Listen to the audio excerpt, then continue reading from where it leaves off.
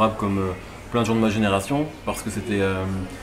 Enfin, moi, ma génération, le rap était déjà quelque chose de presque pop en fait. C'est-à-dire que c'est pas comme la génération d'avant et même celle d'encore avant, où les mecs étaient vraiment des diggers, tu vois. Genre, les fans de rap ils se reconnaissaient entre eux, etc.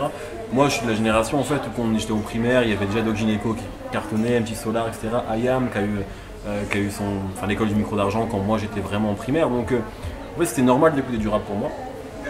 Peu importe d'où tu viennes, peu importe qui tu étais. Je sais pas si c'est l'âge d'or du rap français, mais en tout cas c'était le premier gros essor commercial du rap français, ce qui fait que le rap du coup touchait tout le monde en fait, et touchait y compris des mecs comme moi qui vivaient en province, qui avaient personne dans leur famille qui écoutait du rap, mais qui du coup là on écoutait toute la journée parce que le rap commençait à aller un peu dans tous les foyers. Et donc voilà en fait, moi c'est comme ça que je suis tombé amoureux de la musique, puis après tu vois, je crois qu'en prenant un peu d'âge, tu as envie de faire un truc dedans. C'est ça qui est assez fort, je crois, avec le rap, même plus largement le hip-hop, c'est qu'il y a toujours un truc très accessible. Alors que ça ne l'est pas forcément, mais tu as l'impression que c'est possible. Tu as l'impression que c'est facile de rapper, tu as l'impression que c'est facile de danser, tu as l'impression que c'est facile de prendre des photos, que c'est facile de graffer. Alors qu'en fait, tout ça demande du travail et bien sûr du talent. Mais du coup, il y a un peu ce truc-là, c'est que je crois que dès que tu es fan de rap, je connais pas un seul fan de rap qui a jamais essayé de rapper au moins une fois ou qui a jamais essayé de faire un truc là-dedans. Et donc moi, à un moment, ça a été l'écriture, parce que ça me semblait être le plus simple et aussi le plus en adéquation avec ce que moi j'aimais faire. Donc c'est comme ça en fait j'ai commencé à écrire pour l'Abécédaire du son, à postuler pour écrire pour eux. Ils m'ont accepté et voilà. Complètement, mais moi je suis déjà même, j'ai fait j'ai pas honte de le dire parce que c'est la réalité, j'ai fait ma culture rap grâce à internet. C'est une réalité, même si j'ai acheté beaucoup de CD parce que à cette époque-là quand même le CD était encore important et que c'était important pour moi d'avoir l'objet, mais ma culture rap elle est grâce à internet. Voilà, moi j'ai 32 ans, donc j'ai 15 ans en 2000 à peu près, un truc comme ça. Donc c'est là en fait où tu vois tout se passe, où je commence à emmagasiner plein d'informations, où je suis sur Soulseek, sur Casa, sur Emule, et en fait je me rends compte que je peux, si je veux, en une nuit j'ai toute la discographie de Redman et demain je peux connaître Redman, pas aussi bien que, mais tu vois, genre je peux écouter sa musique là. Et moi je suis vraiment pur produit de ça, clairement. Et après, effectivement, oui, c'est vrai que grâce à Internet, c'était facile de faire des blogs, de faire des sites, de prendre la parole en fait sur ta passion, quelle qu'elle soit. Les mecs montent des blogs sur tout et n'importe quoi, et tant mieux en fait. Aujourd'hui, les mecs montent des podcasts sur les voitures, à l'époque, c'est ce que l'Abécédaire a fait en fait. C'était vraiment au tout début, le site a été créé en 2000, pas par moi, hein, moi je l'ai vraiment rejoint en cours de route. Mais c'était vraiment dans ce truc-là voilà, on a envie de faire un truc sur le rap, on a une connexion, on code un petit peu, viens on le fait quoi. Complètement. Le site continue à produire du contenu de qualité de manière essentiellement bénévole. Donc c'est assez prodigieux quand même, un site qui 18 ans après est encore là et continue vraiment à... Enfin, pas perdu la motivation, quoi, c'est assez ouf.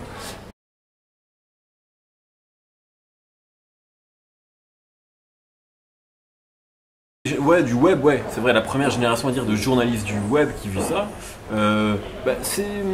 c'est rigolo quoi en fait, c'est assez rigolo et puis et en même temps c'est complètement improbable dans le sens où, enfin moi vraiment quand j'étais justement étudiant, ça me semblait déjà très compliqué de vivre du journalisme, peu importe que, tu vois, le genre, alors journalisme rap, musical et ensuite rap c'était impossible, vraiment ça n'existait pas.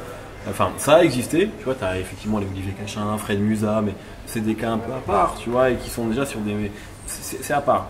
Mais sur des gens du web, à part Bouscapé, dans les années 2000, qui était un média qui commençait à être viable et qui avait un vrai rayonnement, on va dire, il n'y avait rien. Donc c'était impossible d'imaginer ça. Et en fait, moi, comme d'autres gens, on a bénéficié aussi du contexte. C'est-à-dire que le rap est redevenu cool vers 2014-2015, que le streaming est arrivé et que du coup le rap a recommencé à vendre des disques. Du coup, les marques se sont intéressées aux rappeurs, aux gens autour du rap, et qu'en fait, ça crée un écosystème super vertueux et positif pour tout le monde. En fait, c'est compliqué d'imaginer devenir journaliste. En fait, tu vois, c'est-à-dire qu'en fait, si tu pouvais le devenir, mais de manière complètement bénévole, ce que je faisais de manière, j'en étais très heureux. Mais du coup, j'avais autre chose à côté. C'était pas ça qui me faisait vivre, en fait. Et disons que nous, on est la première génération de journalistes du web, spé, puisqu'on parle de rap toute la journée. mais qui en vit, qui monte des projets, qui collabore avec des marques, des labels, etc. Ça s'est fait avant dans le passé, t'es bien passé pour savoir, sur de la presse papier, etc. Mais sur du web, on est effectivement, nous, cette première génération de gens-là, et il y a 10 ans, j'aurais même pas imaginé que ça aurait été possible en fait, parce que ça n'existait pas.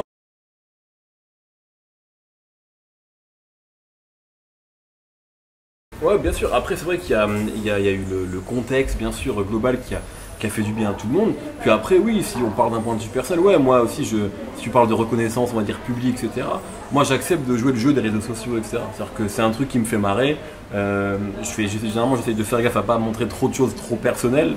Mais en tout cas, oui, effectivement, que ça joue. C'est-à-dire que, bien sûr, d'ailleurs, on pourrait me trouver ça un peu triste en fait, parce que parfois, on va peut-être davantage m'appeler moi, parce que genre j'ai l'air plus sympa et que je suis plus actif sur les réseaux sociaux qu'un mec qui est aussi compétent que moi, mais qui va être un peu plus.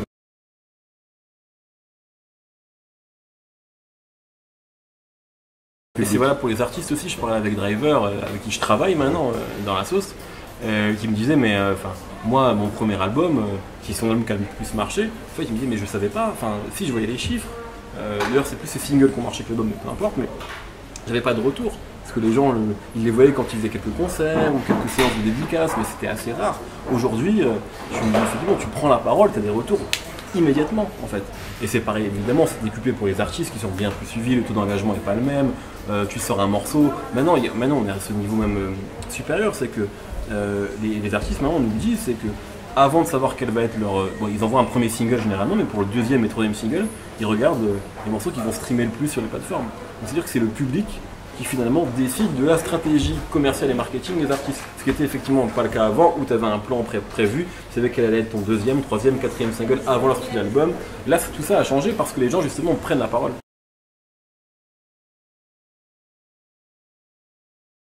Ouais, je Deezer, j'ai un podcast qui s'appelle No Fun aussi, et quelques projets ouais, qui devraient, mais ouais.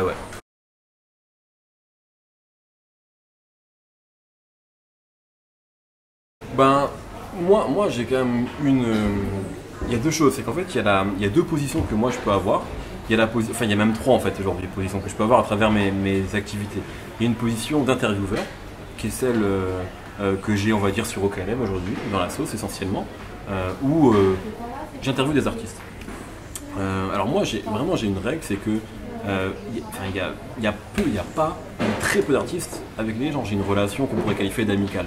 Il y en a avec qui on peut se parler de temps en temps, etc. Mais c'est très très rare parce que je pense que c'est dangereux. C'est-à-dire que si tu es très ami avec quelqu'un, ben demain il va dire ouais j'ai mon pote qui rappe aussi, il faut qu'il vienne dans l'émission et t'as peut-être pas envie de le recevoir parce que t'accroches pas et que t'as rien à lui dire. Donc ça c'est un peu dangereux. Donc ça j'ai pas de relation de ce type-là. Mais après voilà, sur la position d'intervieweur, moi j'ai une règle, c'est que je l'ai déjà expliqué. Moi j'essaie d'être quelqu'un de bienveillant et d'empathique. C'est-à-dire qu'en fait si j'accepte, si toi tu sors un projet et que je me dis ok j'ai envie qu'on le sorte dans la sauce, peut-être que j'ai pas adoré ton projet, mais peut-être que je pense qu'il y a une histoire à raconter. Donc en fait si tu viens pas au bûcher en fait. Je suis pas là pour te défendre. Et parfois des gens m'ont dit oui mais les interviews sont bien mais parfois t'es un peu gentil, etc. T'as pas vraiment aimé ce projet, on sait. Je fais oui mais j'ai pas dit que j'ai aimé ce projet, juste quand je te reçois, je considère qu'il est normal de te recevoir, enfin tu viens chez moi en fait. Donc moi j'essaye de recevoir bien les gens. Tu vois. Donc ça c'est une position d'intervieweur qui en fait, à mon avis, mon esprit critique il doit être présent, mais je suis pas là pour juger les albums à ce moment-là. Après il y a une position effectivement de critique que je vais plutôt avoir dans No Fun ou dans quelques débats dans ma sauce, où là je vais donner mon avis sur les artistes. Et alors là c'est moi et les chroniqueurs avec lesquels je travaille. Là c'est un avis qui va être vraiment donné indépendamment de les affinités qu'on peut avoir avec les artistes. Prenons le cas de Vald par exemple, qui est un artiste que je suis depuis assez longtemps, avec qui on s'entend bien quand on se voit. Mais sans plus quoi. Agartha, donc l'album précédent, on avait été assez dur avec lui dans l'émission. Et ensuite il a sorti Xe en début 2018 et on a dit tout le bien qu'on pensait de ce disque là. Et quand je l'ai vu dans la sauce, tu vois, donc tout ça se mélange en fait. Et je l'ai vu dans la sauce dans une interview, il m'a dit au fait, j'avais écouté le podcast sur No Fun, enfin No Fun sur Agartha, vous avez été dur hein. Et dans Xe, dans le podcast sur Xe justement, on disait écoute peut-être que vu tout ce qu'il a fait sur le disque, peut-être qu'il nous a écouté finalement. Et Val nous disait, figurez-vous que je vous ai écouté. Alors il a pas changé l'album vis-à-vis de nous, mais ce que je veux dire c'est qu'en fait c'est des positions faites avec lesquelles moi je vis bien en fait. Il y a une position vraiment d'intervieweur où on discute et puis après moi effectivement je me réserve le droit peut-être d'aller plus en profondeur dans l'analyse d'un album dans un espace qui est plus critique. Et puis il y a une position également de programmateur qui est celle que j'ai chez Deezer où là pour le coup, il peut y avoir du coup de cœur bien sûr pour des artistes, mais c'est davantage, peu importe en fait, c'est-à-dire que je dois avoir une programmation qui est exhaustive et qui reflète, on va dire, l'intégralité de ce qu'est le rap français aujourd'hui. Le streaming, c'est pas la radio. Il y a de la place pour tout le monde en fait. Alors, bien sûr, il y a des playlists qui sont plus grosses que d'autres, mais l'idée c'est qu'en fait, je puisse aussi bien playlister Marwa Loud que Green Montana, qui est un jeune artiste belge. Donc il y a des playlists pour tout le monde. Donc là justement l'idée c'est vraiment de pouvoir écouter un maximum de choses. Donc en fait moi je vis assez bien avec toutes ces casquettes là. Parfois c'est un peu pas schizophrène, mais disons que ça fait beaucoup de choses et d'informations et ça fait que je suis toujours dans le rap quoi. Mais en tout cas je vis assez bien avec ça. Et par contre c'est vrai qu'il y a, derrière la question je vois aussi ce truc sur l'esprit critique des journalistes rap. Moi je pense qu'on a beaucoup reproché en fait, tous les médias rap sont construits en réaction aux médias généralistes, qui étaient très durs avec le rap. Et donc, nous, il y avait une bienveillance de principe de tous en mode, bon, nous, on est là pour les défendre, nos rappeurs. Et je crois que là, on a passé ce cap-là. Je pense que ça y est, en fait. Vu que maintenant, le milieu rap, il est autosuffisant, on n'a pas besoin de se construire en réaction à quelque chose. Maintenant, les médias vont avoir de plus en plus leur identité, et je pense qu'il va y avoir un esprit critique qui va de plus en plus se développer au sein des médias rap, etc.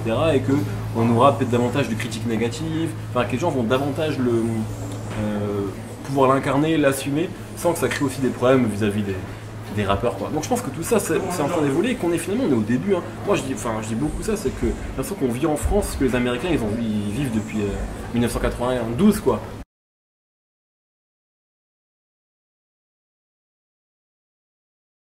Bah ouais, parce qu'en fait j'ai l'impression que, tu sais, nous quand on a lancé la sauce, on voulait devenir une émission de référence. Voilà, dans le rap français. Ça fait 2 ans et demi, j'espère qu'on y arrive. En tout cas, je pense qu'on compte, on existe en tout cas dans le paysage rap français. Et je sens en fait, tu vois, que nous quand on fait ça, enfin j'ai pas vu en tout cas de critique qui a été émise sur la légitimité effectivement de l'émission, la mienne, c'est les gens avec qui je travaille. Donc ça veut dire qu'en fait on est crédible. Tu vois, et ça veut dire que quand on dit pour nous Ninho est l'artiste de l'année en 2018, on peut ne pas être d'accord, mais en fait personne n'a crié au scandale et les gens étaient effectivement d'accord avec cette position-là et avec ce que la sauce incarne. Et je pense qu'aujourd'hui, ben, tu vois, la sauce c'est pas que moi évidemment, c'est des mecs comme Driver, des mecs comme Hype, donc des filles comme Wafa, comme Nifa, et je crois qu'il y a une crédibilité qui émane de ce truc-là. Et voilà, et moi c'est ce que je cherche à faire en fait. Moi, tu sais, j'ai vite fait le deuil de faire des programmes. Enfin, si tu regardes la sauce, c'est pas ce qui fait le plus de vues sur YouTube, etc. Même si on en fait. Et c'est normal en fait, parce qu'on est assez pointu. Tu vois, que moi dans toutes les émissions, je me sens obligé de parler de Danny Dan et genre d'avoir des références de cons, tu vois, parce qu'on est comme ça en fait. Et tant mieux en fait. Moi je suis content que cette émission elle existe et qu'elle compte à son échelle. Donc ouais, c'est cool.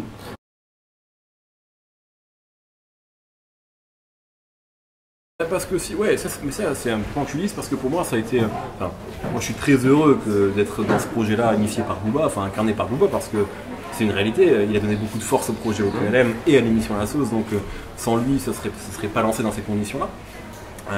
Maintenant, tout l'enjeu pour nous, effectivement, c'est de ne pas être le média de Booba, mais d'être un média rap. Et je pense qu'on est en train de le devenir. Mais évidemment, c'est un vrai enjeu parce que sinon, sinon on est mort en fait. Parce que tout ce qui n'est pas neutre.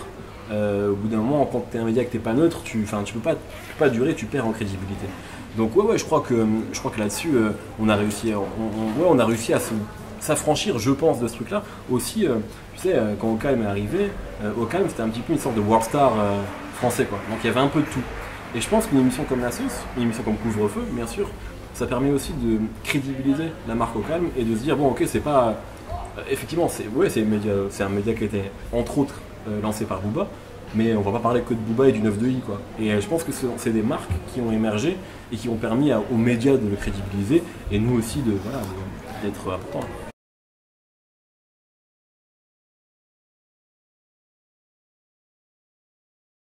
C'est une vraie question ça. En fait, vraie question parce qu'en fait, tu vois, le terme hip-hop, on est de moins en moins à l'utiliser en fait, dans les gens du rap. Donc, aujourd'hui, quand on essaye de faire des choses comme ça, on se rend compte que, tu vois, il y a plein de gens en fait qui nous suivent, ils écoutent du rap. Pire, ils écoutent du rap français. Donc en fait, déjà, va leur parler de rap US, la plupart ils s'en branlent, tu vois, c'est une réalité. Et alors tu leur parles de danse ou de graphe, en fait, ils n'ont pas grandi avec cette notion-là. Et même, j'en parlais une fois avec un rappeur Hyacinthe, il me disait, mais en fait, moi, ma génération, juste en fait, le hip-hop, c'est pas, ça n'existe pas, tu vois. Ils ont grandi avec le rap. Et je peux le comprendre. Et moi, je suis de la génération un peu entre deux. Donc, tu vois, j'ai déjà été manger beaucoup plus de rap que du reste. Donc, mais je suis d'accord avec toi sur le fait qu'il y a un manque. C'est-à-dire qu'en fait, aujourd'hui, on parle beaucoup de rap, on parle beaucoup de rap français, quitte à faire des news sur le moindre post Instagram de Booba. Ça mériterait effectivement de faire d'autres choses. Mais c'est une vraie réflexion. Hein. Je pense même sur la SAD, sur le lifestyle, sur le streetwear. Si, mais je sens un manque, mais je sais pas aujourd'hui s'il y a un grand intérêt de la part de notre audience, en fait.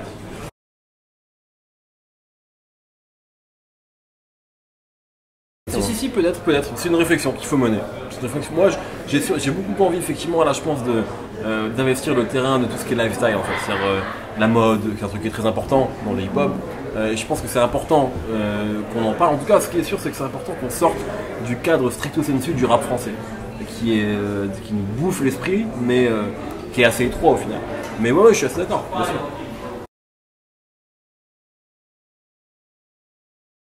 Bah, on le fait via différents moments. Déjà, nous, on est une émission qui revendique le fait de recevoir de la même manière tous les invités qu'on reçoit. C'est-à-dire qu'on reçoive demain un jeune rappeur entier, d'ailleurs comme Gun, qu'on a reçu, ou qu'on reçoive Maes, qui est numéro 1 du top avec Madrina. On fait une interview qui va durer le même temps, et on les reçoit de la même manière. Donc en fait, nous, c'est notre manière de faire, c'est qu'en fait, on va vraiment recevoir de la même manière un nouveau talent ou une tête d'affiche du rap français, et on va leur donner un espace de discussion qui va être égal en fait. Donc déjà il y a ça, et puis après il y a des rubriques, je pense notamment au Believe the Hype justement, chroniqueur, qui à chaque fois va parler de rappeurs qui sont au tout début de leur carrière. Il a fait ZKR récemment par exemple, qui a sorti un très bon projet. Mais si bien sûr, nous en tout cas on est, et même, je parle même plus largement, pas uniquement de la sauce, mais Au Calme, c'est vraiment dans l'ADN d'Au Calme que de parler de nouveaux talents. Enfin, quand tu reprenais les interviews que Booba faisait lorsqu'il lançait Au Calme, il disait vraiment c'est pour justement avoir un média qui veut donner la parole à tout le monde et qui va mettre en avant les vrais nouveaux talents du rap français. Donc ouais, c'est super important pour nous. J'ai reçu un pâtissier une fois dans la sauce, mais c'est vrai. C'est vrai, pourquoi? Parce que ouais, je pense que tu es vite pris par le flow de ce qui fait l'actualité et de ce qui fait l'économie du site, c'est le rap quoi. Tu vois, donc c'est ça aujourd'hui qui fait que le site existe et qu'il est rentable. Mais je suis d'accord avec toi, mais nous, tu vois, dans la sauce, on ne reçoit pas que des rappeurs, hein, on reçoit, alors ça reste très proche de la musique, mais on a reçu des graphistes. Nous vraiment c'est important, on a reçu des tourneurs, tu vois, comme Eric Bellamy, tour manager comme Max Robin, enfin tu vois, c'est des choses dans la musique, mais ça donne aussi notre galerie de portraits. On a reçu Texaco, donc non, c'est important pour nous vraiment de parler d'un maximum de personnes. Donc après effectivement, on pourrait faire plus, c'est évident. Mais franchement, nous, bon, c'est vrai qu'on reçoit beaucoup plus de rappeurs, mais on essaie en tout cas dans la sauce d'avoir quand même cette espèce de diversité là. Et puis tu te rends compte souvent que parfois les émissions où il n'y a pas des rappeurs sont celles sur lesquelles on a les meilleurs retours. On fait moins de vues que d'autres. Par contre, on nous envoie énormément de messages de gens qui vont nous dire putain, incroyable émission avec Texaco, ça m'a donné envie de faire ci, de bosser avec des marques. Donc c'est parfois plus concret. Une interview avec un rappeur, quand c'est de l'actualité, bon, on parle de l'album, voilà. Si t'aimes l'album, c'est cool, si tu l'aimes pas, tu vas vite t'emmerder. Alors que le parcours de Max Robin, c'est très vite passionnant parce que tu l'as pas entendu en tout cas dans une émission de rap comme ça.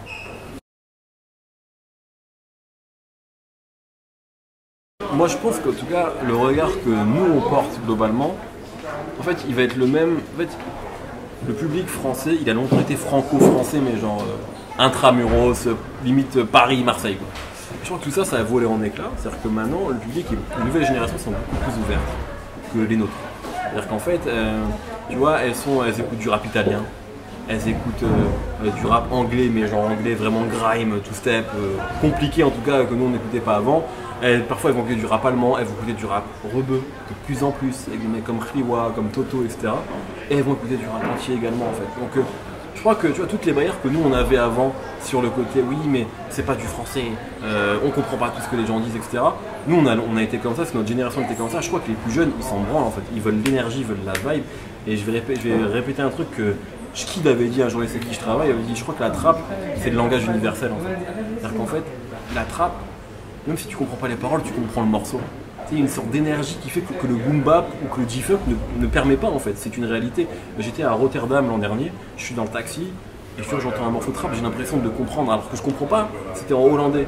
Et en fait, c'est un truc qui fait que tu vois, là tu peux mettre un morceau en créole un peu trap parce que je vais bouger la tête et je vais avoir envie de danser dessus et je vais avoir envie d'écouter le morceau parce que, je sais pas, il y a un truc dans cette musique là, de gimmick, qui fait que c'est immédiat. Et donc du coup, nous, bah, évidemment, enfin nous en tant qu'auditeurs, forcément si c'est bon, c'est bon. Et je crois que maintenant de plus en plus c'est ça le truc. Si c'est bon, c'est bon. Et après effectivement par rapport au rap, effectivement, qui sont martiniquais ou guadeloupéens, enfin, il y a évidemment un intérêt qui est accru, puisque on comprend ce qui se passe, même si on comprend pas tout, mais en tout cas tu vois, il y a une proximité qui se passe. Il y a un lien forcément, donc, et puis je pense que Kalash, même si je sais qu'il peut y avoir des critiques ici et là, parce que certains disent qu'il a fait quasiment, enfin il a quitté limite le dancehall pour faire de la trappe, etc. Mais n'empêche que c'est un bon ambassadeur en fait, et que ça a permis, je pense, à plein de gens de se dire ouais en fait on s'en fout, tu vois, si c'est bien c'est bien, enfin moi j'ai écouté des morceaux de Kalash, je comprends pas un seul mot, mais c'est pas grave en fait, juste parce que c'est bien, et je pense que ça a été un bon ambassadeur, tu vois, comme Sfera et Basta, c'est aujourd'hui un très bon ambassadeur pour le rap italien, voilà. Et ben cool.